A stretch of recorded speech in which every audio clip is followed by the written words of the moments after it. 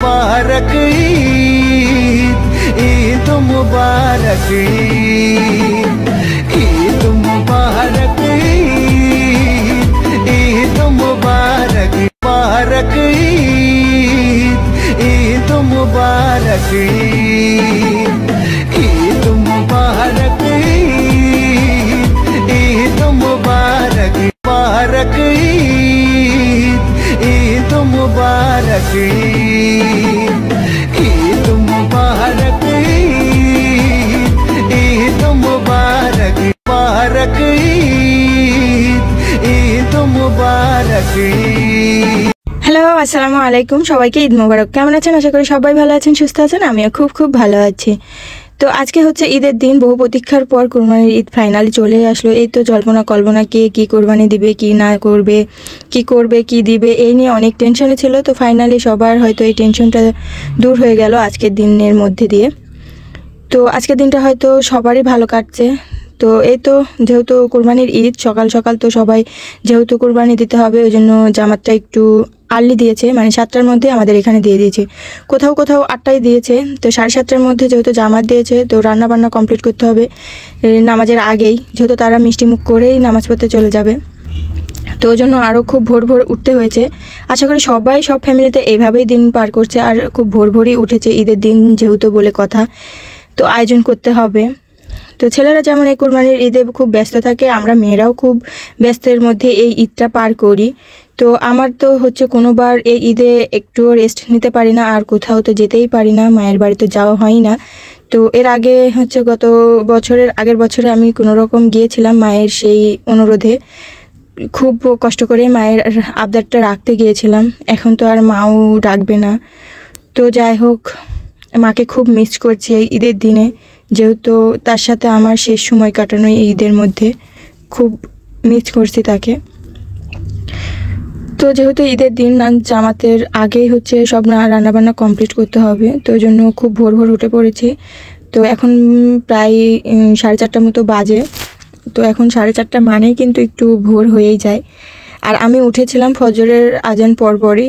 তো আমার হাজব্যান্ডের হচ্ছে পাঞ্জাবি দিয়ে সমস্ত যা যা পরবে ওইগুলো এক জায়গায় রেডি করে তারপর বেরিয়েছি, কারণ এদিকে ব্যস্ত হয়ে গেলে আমি আর ওকে রেডি করার যখন বের হয়ে যাবে নামাজের জন্য, তো এগুলো গুছিয়ে দিতে পারবো না। ওই জন্য আগে তার জিনিসপত্রগুলো আমি গুছিয়ে রেখে বাইরে এসে শাশুড়ির ঘর দিয়ে, আমাদের ঘর দিয়ে, বারান্দাগুলো দিয়ে, দেবরের ঘর দিয়ে, সমস্ত কিছু ঘরগুলো যত ঘর ছিল ঝাড়ু দিয়ে নামিয়ে বারান্দাগুলো সুন্দরভাবে ঝাড়ু দিয়ে দিয়েছি।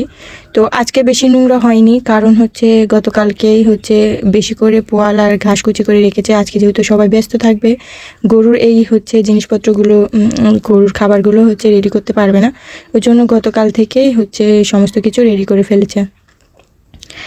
তো ওই জন্য নোংরাটা একটু কম। তো বাড়িতে পানি নেই, এখনও পানির কোনো ব্যবস্থা হয়নি।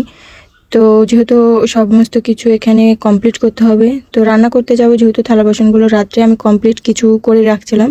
আর যারা লেটে খেয়েছে, মানে আমার খাওয়ার পর যারা খেয়েছে, তো তাদের থালা বাসনগুলো আমি মাজতে পারিনি, ওই জন্য যেহেতু মেজেই তারপরে রান্না করতে যাব, ওই জন্য চাচি শাশুড়ির বাড়ি থেকে 1 কলসি পানি নিয়ে চলে আসলাম। তো 1 কলসি আনিনি, আমি 2 কলসি পানি নিয়ে আসছি, পরে আমার শাশুড়ি মা এনে দিয়েছে। তো এখানে একটা ছাগল দেখতে পাচ্ছ, এই ছাগলটা হচ্ছে আমার আকিকার দেওয়ার জন্য কেনা হয়েছে। তো সবাই বলছে যে আজকের দিনে যেহেতু অনেক লোকজন হবে, তো ওই জন্য আজকে এই ছাগলটাকে জবাই দিয়ে দিবে আকিকার নিয়তে। তো এটা আমার জন্যই আকিকা দেওয়া হবে, যেহেতু আমার আব্বুরা দেয়নি, তো ওই জন্য আমার শ্বশুরমশাই দিয়ে দিচ্ছেন এই আকিকাটা। তো ওর হচ্ছে প্রচুর দুধ ছিল, তো ওর বাচ্চা ছিল, তো এই যে অনেকটা দুধ হয়ে গিয়েছে। তো আম্মু বললো দোয়াই নে, তো ওই জন্য একটু দোয়াই নিলাম। আর ছাগলটার জন্য ভীষণ মায়াই হচ্ছে। তো মায়ার তো কোনো কাজ করে না, আজকের দিনে তো প্রচুর প্রচুর এরকম প্রাণ চলে যাবে। এই প্রাণটা যদি আগে বলা হয়েছিল যে সন্তানদের মধ্যে প্রিয় সন্তানটাকে জবাই করার জন্য, সেই নিয়ম যদি চালু থাকতো, তাহলে হয়তো কেউ কার উপরে কে হচ্ছে জবাই করবে, কে কি দিবে, কে উট দিবে, কে ডুম্বা দিবে, কি গরু দিবে, ছাগল দিবে, এরকম হচ্ছে থাকতো না। তো যাই হোক, আল্লাহ তাআলার অশেষ রহমত যে কোনো প্রাণীকে জবাইয়ের নিয়ম দিয়েছে, কোনো সন্তানকে না। তো তাহলে যে কি হচ্ছে আমাদের মধ্যেও চলতো, তাহলে আল্লাহ তাআলাই একমাত্র ভালো জানেন। তো যাই হোক, আজকে তো অনেক প্রাণ চলে যাবে। তো তো সবার যেন ঈদটা ভালোভাবে সহিভাবে কমপ্লিট হয় সেটাই দোয়া রাখি। তো ওদিকে নামাজে চলে যাবে, ওই জন্য সমস্ত সবাই ছেলেরা উঠে পড়েছে। আমাদের বাড়িতে যেহেতু প্রচুর কাজ, গরু আছে, ছাগল আছে, তারপরে কবুতর আছে, তো ওইগুলো সবাই নামাজের আগেই কমপ্লিট করে নিচ্ছে, যাতে নামাজে পড়ে আসার পরপরই তো সারাদিন তো কোরবানির কাছেই দিনটা পার হয়ে যাবে। তো এদিকে আমার গল্পগুলো করতে করতে প্রায় থালা বাসনগুলো কমপ্লিট করা হয়ে গিয়েছে মাজা। আর এখানে আমি যে গতকালকে দুটো মুরগি, আমার পোষা পালিত মুরগি জবাই দিয়েছিলাম, তো এখনই সকালবেলা রান্না করার জন্য তো রেখে দিয়েছিলাম। যেহেতু আমাদের গোশ পুরোপুরি প্রায় সন্ধ্যা হয়ে যায় গোশটা আসতে আসতে, জানি না কেন এত লেট হয়। অনেকে অনেক তাড়াতাড়ি কমপ্লিট করে ফেলতে পারে, তো আমাদেরটা হয় না। তো একটু ওখানে ভিজে রেখে আমি দুধটা ভিজে রাখছিলাম, যেহেতু আমার ডিপ ফ্রিজে দুধটা রাখা ছিল। আমাদের বাড়িতে গাভী আছে, তো গাভীর দুধটা বন্ধ হয়ে গিয়েছে, তো ও আবার রিসেন্ট মা হবে, তো এর জন্য বাড়িতে কোনো টাটকা দুধের ব্যবস্থা নেই। তো আমার বড় চাচা শাশুড়ির কাছ থেকে দুধটা দুদিন আগে নেওয়া হয়েছিল, সেটাই ভিজিয়ে রাখছি। এখন একটু সিমাই রান্না করব, খিচুড়ি রান্না করব, ওই মুরগির গোশটুকু রান্না করব। আর আমাদের তো এই যে চালের আটার রুটি না হলে ঈদটা জমেই না, তো চালের আটার রুটিও বানাবে। তো এর মধ্যে আমার শাশুড়িমা বললো একটু লুচিও তো ভাজতে পারিস, তো আমি তো মনেই নাই লুচির কথা, আর সেভাবে লুচি খায়ও না আমাদের বাড়িতে, রুটিটা হলে সবাই পছন্দ করে। তো বললো গমের আটা থাকলে একটু বানা। তো আমি এখন গমের আটা দেখতে গিয়ে দেখি যে অল্প পরিমাণ গমের আটা আছে, তো ওটা দিয়ে প্রায় 20-25টার মতো কিছু লুচি বানিয়েছি। তো এই তো লুচি বানিয়েছি, মুরগির গোশটুকু আর সেমাই আর রুটি, আর একটু পোলাও চাল দিয়ে সুন্দর করে খিচুড়ি রান্না করেছি। তো এদিকে রুটিটা আমি আমার শ্বশুরমশাইকে খেতে দিতে দিতে দেখি যে পুড়ে গেছে। আর এই আলো চালের আটার রুটিটা না পুড়লে দেখতে ভালো লাগে না, সাদা তেল থাকতে খুব ভালো লাগে। তো দুপাশটায় খুব খারাপভাবে পুড়ে গিয়েছে, তো ওটা এখন আর দিব না রুটির সঙ্গে, কারণ অন্য রুটিটাও কালো হয়ে যাবে। তো ওদিকে আমার শ্বশুরমশাই নামাজে চলে যাবে, খেতে বসে পড়েছে, নামাজে চলেও গিয়েছে। আমি এতটাই রান্নাঘরে ব্যস্ত ছিলাম যে সেই ভিডিওটা নিতে পারিনি। এদিকে নামাজ পড়ে প্রায় চলেও আসছে। আর এই যে ছাগলটাকে এসে নাড়াচাড়া করছি, ও খাচ্ছেই না, ওর মনটা খারাপ হয়ে গিয়েছে। এদিকে বাইরে এসে বসে আছি, যেহেতু ঈদের দিনটা তো মনেই হচ্ছে না ঈদ যাচ্ছে কি যাচ্ছে না, একটুও মনে হচ্ছে না।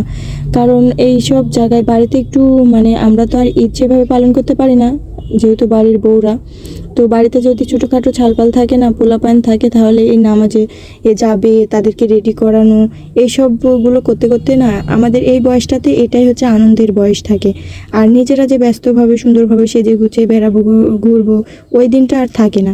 এখনকার সৌন্দর্য ছেলে পেলে থাকবে, তাদেরকে নামাজে পাঠাবো, সুন্দরভাবে রেডি করে দেবো, ওটাতেই আমাদের আনন্দ খুঁজে পেতে হয়। এক একটা বয়সের এক একটা আনন্দ থাকে, তো সেটা তো বাড়িতে পোলাপান নাই, তো ওই জন্য কেমন যেন মনে হচ্ছে ঈদ মনেই হচ্ছে না। তো বাহিরে গিয়ে বসেছিলাম, যাতে রাস্তা দিয়ে যদি নামাজে সবাই বের হয় তাহলে সেই ঈদের দিনটা যেন ফিল পায়। ছোটোবেলায় যেভাবে ঈদটা কাটিয়েছি সেভাবে ঈদটা আর এখন কাটানোই হয় না। ঈদের কেন যেন ফিলটাই আর পাই না। ঈদ একটা যেন ফিল, কত আনন্দ ভিতর থেকে, ঈদের সালামি নিব, এরকম একটা ফিল থাকে। এখন কেমন খ্যাত হয়ে গিয়েছে না, ঈদের জামা টামা পরি, তো এরকম। তো এদিকে খাওয়া দাওয়া কমপ্লিট করে চলে যাচ্ছে খাওয়া দাওয়া কমপ্লিট করিনি, তো নামাজ পড়ে চলে আসছে সবাই। তো এইদিকে একটু খাবো আমি। আমার শাশুড়ি মা এখনও খাননি, কারণ তার কোরবানির জবাই না হওয়া পর্যন্ত নাকি কিছু খেতে পারবে না, তো ওই জন্য আমারও খাওয়া হয়নি। তো এদিকে যেহেতু আম্মু বললো যে কোরবানির জবাই হয়ে গিয়েছে গরু, তো আমি বললাম কি বলছেন, জবাই হয়ে গিয়েছে, আমি একটু ভিডিও ক্লিপ নিব। তো আস্তে আস্তে দেখি যে জবাই অলরেডি হয়ে গিয়েছে। তো এদিকে সবাই ছেলা শুরু করে দিয়েছে পোস্টটাকে। তো আমাদের এখানে তেমন কেউ নাই, আমরা যে সমাজে থাকি সেই সমাজে গরুটা নিয়ে যাইনি। ভাগ যেহেতু কোরবানিটা দিয়েছি ভাগে, এতটা আহামরি আমরা বড়লোক না যে একটা গরু নিজেরাই দিব। আল্লাহ তাআলা যদি রহমত হয়, একদিন অবশ্যই একটা গরু, যদি আল্লাহ তৌফিক দান করেন, তাহলে একটা গরু দিব ইনশাল্লাহ।